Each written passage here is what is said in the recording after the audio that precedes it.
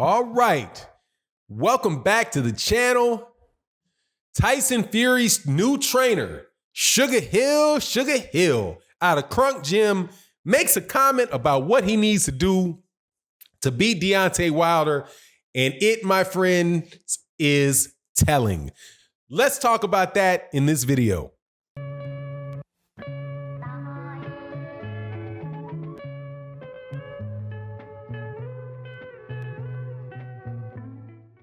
All right, welcome back to the channel, subscribers. If you are not subscribed, please subscribe. Please subscribe and hit the bell icon. Sorry about that, man. My phone went off right when I'm about to start this video. If you're not subscribed, please subscribe, hit the bell icon. That way you can be notified of the videos we put out. Also, thank you so much to everybody that's joined the channel members, and hit that bell icon right there to subscribe and get all the notifications. Also, thank you so much to everybody in the Patreon, and come to OG Boxing Talk this Sunday. We're gonna be chopping it up. Me Blood, KQKC, Curtis Anderson, Trap House Boxing. It's gonna be a great conversation with the OGs in this Boxing Talk. So, Deontay Wilder is the WBC heavyweight champion of the world. And the last time we saw him in the ring with Tyson Fury, it involved Tyson Fury waking up from what looked like a temporary coma. As a result of him putting him in that temporary coma, the fight becomes a draw. Deontay Wilder was behind on the cards. And Deontay Wilder moves on, retains his championship, knocks out gets ducked by Tyson Fury in the rematch, then knocks out Dominic Brazil, then knocks out Luis Ortiz. And now we're back to where we could have been with this rematch if Tyson Fury had not ducked. But Tyson Fury, during the meantime, ran around and fought two cats that, most people never heard of, Tom Schwartz and Otto Wallin. And in fighting Otto Wallin, gets busted up something real nasty, almost has the fight stopped, and would have thrown the rematch all haywire and not happened. So after that, and some just a bunch of talking and playing around, play wrestling with guys, Tyson Fury fires his trainer, Ben Davidson, and hires the nephew of the Hall of Fame, rest in peace trainer out of Crunk Gym, Emmanuel Stewart, named, Sugar Hill. So Sugar Hill gives an interview. This is the first time that I've heard Sugar Hill talk about training Tyson Fury, and he specifically talks about what Tyson Fury needs to do to beat Deontay Wilder. First things first, unlike many of y'all, and one good sign for Tyson Fury is that Sugar Hill was realistic. Okay, he didn't do what you guys do. He didn't do what you AJ fans, fake ex-AJ fans do with Tyson Fury, and you Deontay cats just can't find anything good in Deontay Wilder. He didn't talk like you, okay? He didn't speak like you guys speak. He spoke like he got some sense. He said, number one, that the fight was very close. The fight was very close. So what Tyson Fury has to do is he has to be more active and more accurate. I like that. More active and more accurate, which tells you, and this is what I've been saying, in the first 5 rounds, Tyson Fury didn't do hardly anything. Neither one of them hardly did anything for the first 5 rounds. So I can't understand how for the life of me, how you guys continually could give Tyson Fury every round of the first 5 rounds. Tyson Fury didn't do anything for the first 5 rounds. Nothing really happened for the first 5 rounds. They were feeling each other out, but somehow you guys give every round that's a feel-out round where nothing happens to Tyson Fury, like you're crediting the guy for not getting knocked out. Anyway, Sugar Hill says he's got to be more active, and he's got to be more accurate. Clearly, because there's a whole lot of shots that you guys were giving Tyson Fury credit for throwing that did not land. There was never any point in time in that fight when Deontay Wilder was hurt. Deontay Wilder got wobbled. Deontay Wilder was having punches raining down on him. Never happened. But somehow he won all the rounds on you guys' mind. So says he needs to be more active and more accurate.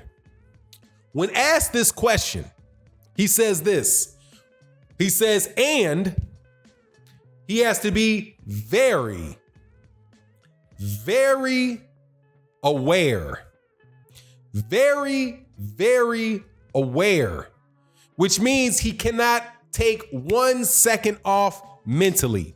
And why is that? Because Sugar Hill saw him get put on his A double money sign every time he got hit. And Sugar Hill makes an admission that you guys will never, ever make. That Deontay Wilder is one of the most dangerous fighters in history. He said we saw it in the Tyson Fury fight. We saw it in the other 40 fights that he's knocked people out in. This is one of the most dangerous men in boxing history. That, my friend, is a good sign for Tyson Fury, because somebody in his camp is dealing with reality, dealing with what actually happened and not what you fans of ex-fans of Anthony Joshua make believe was going on. Sticking your tongue out and shaking your ass and sticking your hands behind your back when you're halfway across the ring does not score. And there might be a judge that might give you the round. There might be a judge that takes it away from you because the other person is pursuing you and you're playing games. But fans like to score that, I suppose. The most important thing, though, is that when Sugar Hill says this, there are some things, and then this is the thing you guys should worry about. He says he needs to work on Tyson Fury's fundamentals. What we're going to do is we're going to go back. I'm going to work on him. I'm going to try to tighten up his fundamentals. Get him, and by fundamentals, I promise you, I know what he's talking about with fundamentals. Keeping your head up in the air and backing straight away from punches will get you knocked out, which is what happened to him against Deontay Wilder. Backing straight up, chin in the air. That is something that Tyson Fury gets away with because he is 6'9", 6'8.5", 6'9". And when he bends and when he sticks his chin away from a guy, maybe like Steve Cunningham, who's 6'2", or Otto Wallin, who's probably 6'4", 6'5", those guys, when you're 5 inches, almost 5 inches taller than somebody, and you can stick your chin away and stick your hand out and they won't be able to get to you. But Deontay Wilder is not 5 inches shorter than him. Deontay Wilder is 6'7" and has a ton of power on the end of his punches and caught him with his chin going back straight in the air. And quite honestly, if Deontay Wilder was more patient and Deontay Wilder was setting him up with left hooks and putting his hand out there where he was moving his head back to and force Tyson Fury in, he's going to hit Tyson Fury and Tyson Fury is going to go to sleep. And more than likely, Tyson, we wouldn't even be talking about this rematch because Tyson Fury has a lot of technical flaws. His body is, and the fact that the man is absolutely huge, which means that body is right there. However, what I'm trying to say in this is that Sugar Hill is at least addressing the issues that are there. When you guys say, and Tyson Fury says, this guy's a dosser, he's a bum, and I can't, and there's not a single round that he won other than when he knocked me down. I dominated every second of the fight. It was easy money. That's an exaggeration and it's a lie. It's an exaggeration and it's a lie. That would be just as much an exaggeration. That's just as much of an exaggeration if I say, hey, Deontay Wilder won every round of the fight. That fight should have been 118-110 for Deontay Wilder. Tyson Fury absolutely didn't do anything during the fight, and he got knocked down twice. I can say that as loud as I want to say it, and as often as I want to say it, it doesn't make it true. And if Tyson Fury goes into that ring thinking that, but see, I know Tyson Fury doesn't think that. I know his father doesn't think that. His father thinks Deontay Wilder shouldn't take this fight because his son might get killed. His wife doesn't want him to take this fight because he thinks he might get killed. He doesn't want, Tyson Fury didn't want to take that rematch right away because he wanted to make sure that his head got right, because he knows damn well he went completely to sleep all of a sudden like that in the 12th round when he got hit by a guy that was tired, exhausted, who was following him around and touched him and put him out like that. I think this is going to be a good fight. I'm looking forward to this fight. One of the smartest, and I pretty much think the only smart decision that I've seen that Tyson Fury has made this whole time was getting rid of Ben Davidson and going to a guy that at the very least is going to tell him the truth about what happened in the fight before, tell him truthfully what he needs to work on to get better, and also tell him very truthfully what it is that he's facing.